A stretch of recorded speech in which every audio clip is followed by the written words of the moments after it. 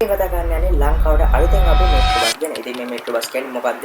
මේ metro bus වලට පේ කරන්නේ කොහොමද? ඉතින් මේ මෙට්‍රෝ බස් වලට අලුතෙන් හඳුන්වලා දීපු ඇප් එක කරා අපි පේ කරන්නේ කොහොමද? වගේම මෙන්න මේ ඇප් එකේ account එකක් හදාගෙන මෙන්න මේ විදිහට පේ කරන්නේ කොහොමද කියලා වගේම මෙන්න මේ සේවයේ තියෙන වැඩි කීපයක්. ඒ කියන්නේ දැන්ට ඇවිල්ලා තියෙන ප්‍රශ්න කීපයකුත් මම ඔයත් එක්ක මේ වීඩියෝ කතා කරනවා. ඉතින් අනිවාර්යයෙන්ම A to Z වලට මෙන්න මේ වීඩියෝ බැලුවොත් මෙට්‍රෝ බස් ගැන හඳුනා ගන්න පුළුවන්. ඉතින් අපි යමු ටික දැනතෝ වීඩියෝ එකට. ඉතින් අනිවාර්යයෙන් මේක හොඳම පාර්ට් එක තමයි මෙන්න මේ ඇප් එකෙන් සල්ලි ගන්නේ කොහොමද කියලා. ඉතින් අපි යමු එන්නේ හැමදේම බලන්න වීඩියෝ එකට. අපි මුලින්ම කතා කරමු මෙට්‍රෝ බස් කියන්නේ මොකක්ද කියලා. ඉතින් මෙට්‍රෝ බස් කියන්නේ වායු සමනය කරන ලද ගොඩක් හොඳ ලක්ෂරි එක්ස්පීරියන්ස් එකක් ගන්න පුළුවන් බස් වර්ගයක්. ඉතින් මේ බස් එකේ සම්පූර්ණයෙන්ම අපිට ස්මාර්ට් සිස්ටම් එක තමයි බලා ගන්න පුළුවන්. ඉතින් මේකට අපිට සම්පූර්ණයෙන්ම ඇප් එකක් කරා පේ කරන්න පුළුවන්. ඉතින් ඇප් එකක් කරා පේ කරනවා කියන්නේ අපි ෆෝන් එකට ඇප් එක සෙට් අප් කරගෙන ඒ ඇප් එකේට සල්ලි දාගෙන ඒ ඇප් එක එතන බස් එකේ තියෙන රීඩර් එකෙන් අපි ඇප් එකේ QR කෝඩ් එක ස්කෑන් කරලා පස්සේ ඒ අවශ්‍ය මුදල එතනින් අය කරගන්නවා. ඊට පස්සේ අපි ආයෙත් බහිද්දී ආයෙත් ස්කෑන් කරාම ඒ අවශ්‍ය මුදල අපේ ඒ ගාණින් කැපිලා යනවා. ඒ කියන්නේ බැලන්ස් එකෙන් කැපිලා යනවා. ඉතින් අන්න ඒකට තමයි මෙන්න මේ මෙට්‍රෝ බස් කියන්නේ. ඉතින් මෙට්‍රෝ බස් ගැන වැඩිදුර විස්තර අපි ඉදිරියට කතා කරමු. ඉතින් වීඩියෝ එක ගන්න ගිහලා දැන් ලියන එක මතක් කරනවා. ඉතින් අපි යමු ඊළඟ ටොපික් එකට. ඉතින් ඊළඟට කතා කරමු කොහොමද අපි මෙන්න මේ මෙට්‍රෝ බස් වලට පේ කරන්න කියලා. ඒ කියන්නේ ගාස්තු ගෙවන්න කොහොමද කියලා දැන් අපි කතා කරමු. ඉතින් ඇත්තටම ගාස්තු ගෙවන්න දැනට මූලික ක්‍රම තුනක් තියෙනවා. ඒ තමයි එක කැෂ්. ඒ කියන්නේ අපි සාමාන්‍යයෙන් සල්ලි දීලා යන විදිහට අපිට ගෙවන්න පුළුවන් මේකට දැනට. ඒ කියන්නේ ලංකාවේ කට්ටියට හුරු වෙනකන් මේගොල්ලෝ මේක කැෂ් විදියට ඇඩ් කරලා දිනවා. ඒ වගේම කාඩ්.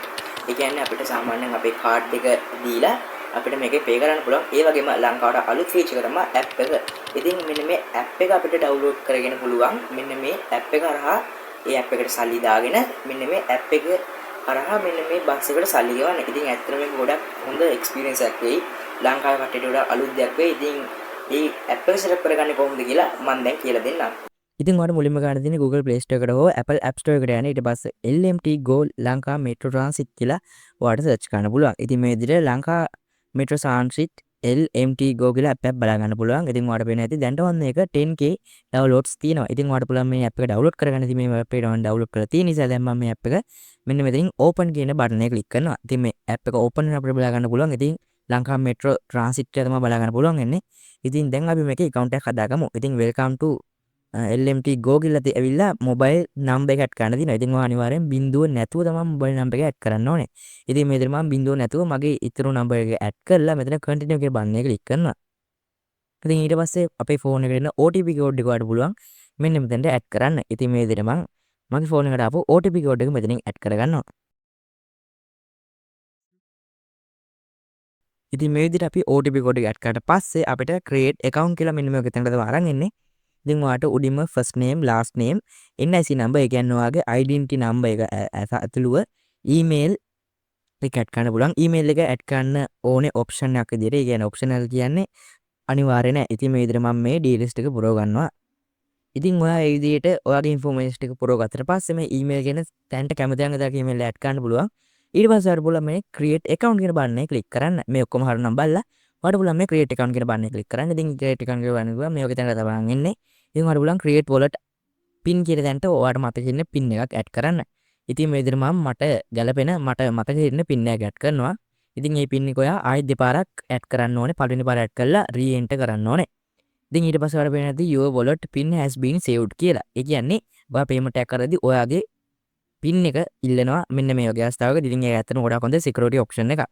ඉතින් දැන් අපි මෙන්න මේ app එක ගැන කතා කරමු. ඉතින් මේ app එක මේ QR code එකෙන් තමයි අපි සල්ලි ගෙවන්නේ. ඉතින් අපි මෙන්න මේ QR code එකෙන් සල්ලි ගෙවන්න කලින් මේකට සල්ලි දාන් ඉන්න ඕනේ. ඒකට අපි ගන්න ඕනේ මේ යට තියෙන payment method එකට add card කියන බටන් එක ක්ලික් කරන්න.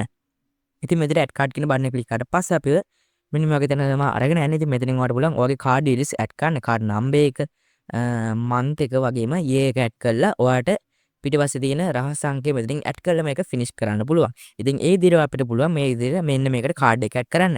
ඉතින් ඊට පස්සේ මම කියලා දෙන්නම් කොහොමද මේකට අපි ගාණක් ඇඩ් කරගන්නේ කියලා. ඒ කියන්නේ සල්ලි ඇඩ් කරගන්නේ කොහොමද කියලා මම ඊට පස්සේ කියලා දෙන්නම්. ඉතින් ඔයාලට පුළුවන් මේ top up කියන තැන උඩක පාරක් ක්ලික් කරන්න. කාඩ් එක ඇඩ් කරගත්තට පස්සේ ඔයාලට මේ pay with new card කියන තැනට ඔයාගේ කාඩ් එක තමයි පෙන්නන්නේ. ඉතින් ඔයාලට පුළුවන් ඊට පස්සේ මේ උඩ amount එකට ඔයා කැමති ගාණක් සිලෙක්ට් කරන්න. ඉතින් ඔයා කැමති ගාණක් මේකට දාගන්න පුළුවන්.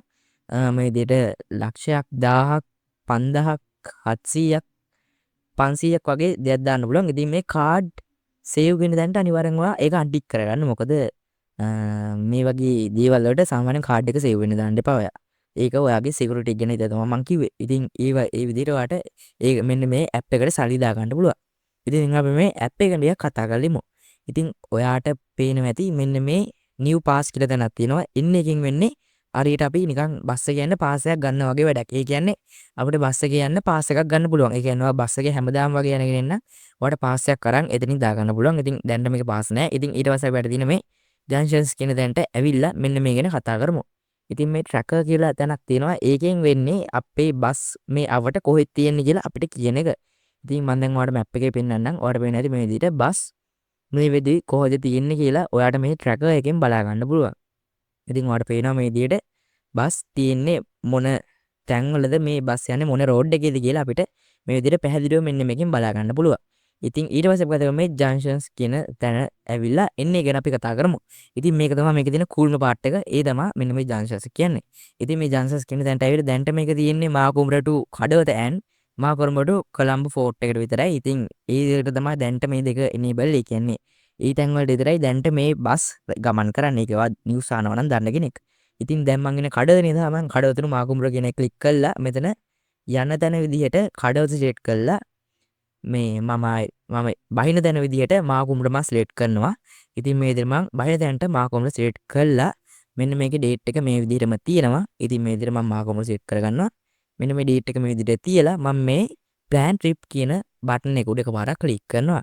ඉතින් ඔයාලට කැමති දිනයක් දාන්න පුළුවන් කිසි ප්‍රශ්නයක් නැහැ. ඉතින් මම මේ ප්ලෑන් ට්‍රිප් කියන තැන උඩ එකපාරක් ක්ලික් කරාම මට එන්නේ වෙලාවට යන එන්නේ තැනට එන බස් එක ගැන මට විස්තරයක් බලා ගන්න පුළුවන්. ඉතින් මේ විදිහට අද දවසේ බස් කොහොමද ඒ වගේ තැන් වල ළඟා වෙන්නේ? ඒ තැනට යන කොච්චර යනවද වගේ දේවල් මෙතනින් අපිට බලා ගන්න පුළුවන්. කඩවත මාකුඹර යටින් අපිට බලා ගන්න පුළුවන් මේ විදිහට අපේ බස් එන වෙලාවන්. ඒ කියන්නේ අපි බස් එක නගින්න ඕන වෙලාව කොහෙද? බස් එක එතනට ළඟා වෙන්න වෙලාව කොතනද කියලා වගේ දේවල් බලා ගන්න පුළුවන්. ඉතින් මම දැන් ආයෙත් එකක් දාලා පෙන්නන්නම්. මම මෙතන කැමති එකක් දාන්නම්. කඩවතට අපි දාමු මෙතන යුනිවර්සිටි එක දාමු. ඊට පස්සේ මම ඩේට් එක 28 දාලා මේ ප්ලෑන් ට්‍රිප් කියන එක පික් කරාම ඔයාලට පේනවා ඇති අපිට එන්නේ වෙලාවට ළඟා වෙන බස් වල වෙලාවන් සහ ඒ එතෙන්ට ගියාට එතෙන්ට ඒ කියන්නේ එතෙන්ට යන්න කොච්චර යනවද කියලා වගේ දෙයක් බලා ගන්න පුළුවන්. ඉතින් ඇත්තටම මේක ගොඩක් ලොකු හොඳ ෆීචර් එකක්. ස්මාර්ට් ෆීචර් එකක් කියන්න පුළුවන්. මොකද ලංකාවේ මෙතික් කාලයක් කරුන්නේ නැති ඇත්තම ඕක. ඉතින් කට්ටියට වෙලා විතර ගන්න ගොඩක් හොඳ ඇප් එකක් කියලා මෙන්න මේ ඇප් එක අපිට හඳුන්වන්න පුළුවන් මේ බස් සේවය. ඉතින් ඇත්තටම ගොඩක් සුපිරි. ඉතින් මතක් කරන්න දෙයක් තියෙනවා මේ බස් නවත්තන්නේ පොඩි ස්ටේෂන් ප්‍රමාණයක. ඒ කියන්නේ හැම ස්ටේෂන් එකක නවත්තන්නේ මේ බස් නවත්තන්නේ තෝරගත්ත ස්ටේෂන් ප්‍රමාණයක. ඉතින් මේ හිස්ටරි කියන දැනට අපිට මේ ඇති no travel history by yet. ඒ කියන්නේ මම තාම මේකෙන් ගමනක් ගියේ නැති නිසා මට මේක තාම හිස්ටරි එකක් නැහැ කියලා තමයි පෙන්වන්නේ. ඉතින් අපි ඔයා ගමනක් ගියොත් අර හිස්ටරි එක පෙන්නනවා. ඉතින් ඊට පස්සේ ඔයාලට පුළුවන් මෙන්න මේ e-wallet කියන තැනට එන්න. ඒ e-wallet එකට යටින් ඔයාට ඔයාගේ QR කෝඩ් එක යටින් වර වෙනදී LKR කියලා ගානක්. ඒ LKR ගානෙන් ඔයාගේ ගාන කැපෙනවා. දැන් අපි කතා කරමු මෙන්න මේකේ තියෙන ගැටලු පිළිබඳව. ඉතින් මේකේ තියෙන ප්‍රධානම ගැටලුව තමයි මෙන්න මේ ට්‍රැකින් වල තියෙන ගැටලුව. ඒ කියන්නේ ට්‍රැකින් මම ඔයාලට කලින් ඇප් රිවියුසින් එක කියලා දුන්නානේ මේ ට්‍රැකින් මොකක්ද කියලා. ඉතින් මේ ට්‍රැකින් වල විනාඩි 2-3ක ප්‍රමාණයක් තියෙනවා කියලා තමයි කියන්නේ.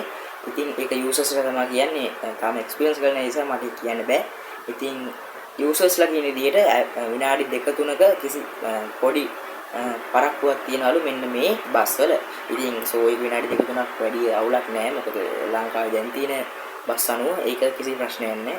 විනාඩි 2-3ක් පරක්කු වුණා කියලා ඒක අවුලක් නෑ. මොකද මේක තාම ටෙස්ට් වටයක් යන්නේ. ඒ කියන්නේ මේක තාම ලංකාවට අලුත් නිසා මේක ටෙස්ට් කරන ගමන් තියෙන්නේ. ඉතින් ඒක ඉස්සරහට හදයි කියලා හිතනවා. ඉතින් ඊළඟට තියෙන ප්‍රශ්න තමයි මේකේ එක පැසෙන්ජර්ටයි දැන්ට ගෙවන්න පුළුවන්. ඒ කියන්නේ මේ ඇප් එක යූස් කරන එක්කෙනාටයි දැන්ට මේකට ගෙවන්න පුළුවන්. මම හිතන්නේ ඒක ඉස්සරහට හදයි කී දෙනෙක් යනවද කී දෙනෙක්ට පේ කරන්න පුළුවන්ද කියලා. ඒ කියන්නේ සාමාන්‍යයෙන් එක ෆෝන් එකට එක ඇප් එකක් දාගෙන ඒ කෙනාට විතරයි ඒ ඇප් එකෙන් එයාට ගෙවන්න පුළුවන් වෙන්නේ. ඉතින් වෙන කෙනෙක් ගියොත් ඒ කියන්නේ එක්සැම්පල් විදිහට ගත්තොත් මේක අපි ප්‍රැක්ටිකල් ගමු. ඒ කියන්නේ දැන් ළමයෙකුයි කවුරු හරි වැඩි කෙනෙක් ඉන්න ඉතින් වැඩි කෙනෙක්ට ෆෝන් එකක් තියෙනවා. ඉතින් සාමාන්‍යයෙන් ළමයට ෆෝන් එකක් නැහැ නේ. ඉතින් ඒක ඒතකොට වැඩි තමයි ගෙවන්නේ. ඉතින් ඒ ගෙවන්නේ ඇති වැඩි විතරයි ගෙවන්න වෙන්නේ. ඒක සාමාන්‍ය පොඩි ළමයට ගෙවන්න වෙන්නේ නැහැ. එයාට මොබයිල් ෆෝන් එකක් මුකුත් නැති නිසා ඉතින් මම හිතනවා ඒකට උත්තරයක් අනිවාර්යයෙන්ම ඉස්සරහට මේ ඇප් එකෙන්ම දෙයි කියලා. නැත්තම් ඉතින් ඉන්න කන්ඩක්ටර්ට කියලා අපිට පුළුවන් වැඩිපුර ටිකට් එකක් ගන්න. ඉතින් මම මේ කතා කරේ ඉතින් තියෙන ඇප් එකේ ගැටලුවක් ගැන. ඒකන අපේ වීඩියෝ ගොඩක් ඉන්ටරෙස්ටිං වීඩියෝ එකක් වෙන්න කියලා හිතෙනවා. ඉතින් අපේ channel එක subscribe කරන්න නැති කට්ටිය subscribe කරලා අපිට subscribe 300 goal එකට යන help එකක් දෙන්න කියලා මතක් කරනවා. ඉතින් ඔයාලට ප්‍රශ්න තියෙනවා නම් අනිවාර්යයෙන්ම පල්ලෙහාන් comment කරන් යන්න මතක ගන්න එපා. ඉතින් අද වීඩියෝ එක කෙනෙක්ට වටිනවා කියලා හිතෙනවා නම් ඒ යාළුවාට share කරන්න මතක ගන්න එපා. ඉතින් මගේ වටින වීඩියෝ ගෙන් නැමෙතම මම නවතිනවා. මම නවාංගුලිෂ්.